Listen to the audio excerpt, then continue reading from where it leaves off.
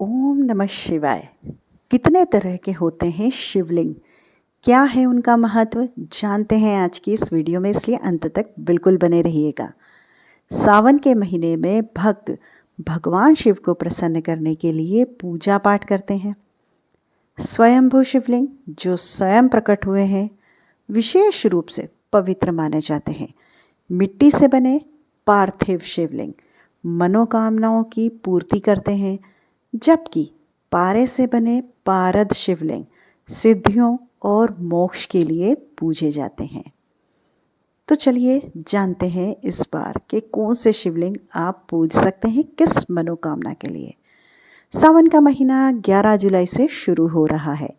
भोलेनाथ के भक्त अपने आराध्य को प्रसन्न करने के लिए इस पूरे महीने में पूजा पाठ और अभिषेक करते हैं। इस मौके पर आइए जानते हैं कि कितने तरह के होते हैं शिवलिंग, किन चीज़ों से उनका निर्माण होता है और क्या है उनका महत्व, जानना बेहद ज़रूरी है। कमेंट बॉक्स में जय माता लक्ष्मी ओम नमः शिवाय लिखना बिल्कुल भी मत भूलिए। सबसे पहले स्वयंभू शिवलिंग। देश में 12 ज्योतिर्लिंग है जो ज्योति के रूप में स्वयं प्रकट हुए थे।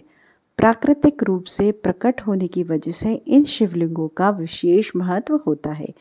इन स्वयंभू शिवलिंगों को अत्यंत पवित्र माना जाता है और इनके दर्शन से ही पुण्य मिलता है। जी हाँ, पारद शिवलिंग, पारे को ठोस करके जो शिवलिंग बनाए जाते हैं उन्हें हम कहते हैं पारद शिवलिंग। कहा जाता है शिव पुराण में इसकी महिमा का वर्णन भी किया गया है। सिद्धियों और मोक्ष की प्राप्ति के लिए इसकी पूजा करने का विधान है, क्योंकि ये बहुत शक्तिशाली होते हैं। पारद शिवलिंग सकारात्मक ऊर्जा बढ़ाने के साथ ही साथ भौतिक सुख भी आपको देते हैं। अब बात करते हैं स्फटिक के शिवलिंग।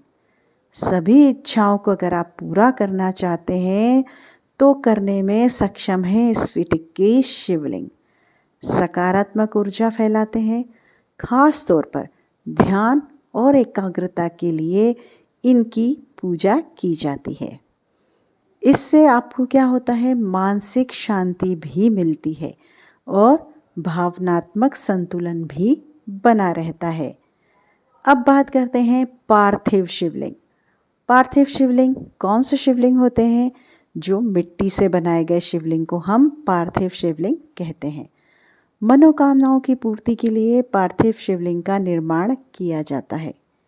इन शिवलिंगों का निर्माण विशेष रूप से सावन में पूजा करने के लिए और रुद्राभिषेक के लिए किया जाता है। जी हाँ, अब हम बात करते हैं नर्मदेश्वर शिवलिंग के बारे में।